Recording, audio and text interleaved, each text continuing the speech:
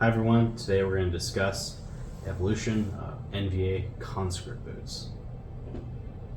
So the first boot that the NVA Conscript used is this style.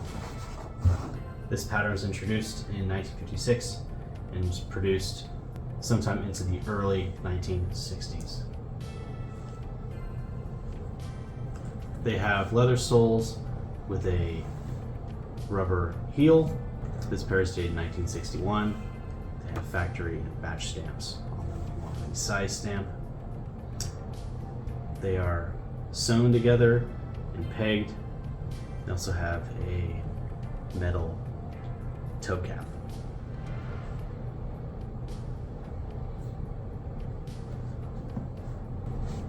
The next pattern of NVA Conscript boot, unfortunately we do not have an example in person, but we'll put a picture up on the screen. This pattern has a odd rubber sole with very distinctive tread. This pattern would have been used likely from the early 60s until the late 60s. The next type of boot is this type here with this rubber sole. The heel is glued to the rest of the boot and is not lined. This type would have been introduced sometime in the late 1960s, would have been made into the 1970s. The next type of boot is this pair with this odd sole.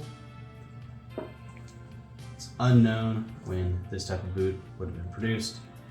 I speculate would have been the 1970s because some officer boots I've seen that are dated the 1970s have this sole pattern.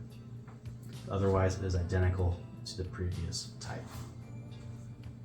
The last type, this type here with this sole.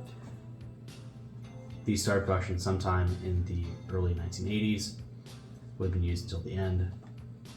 Otherwise, they are virtually identical to the earlier patterns.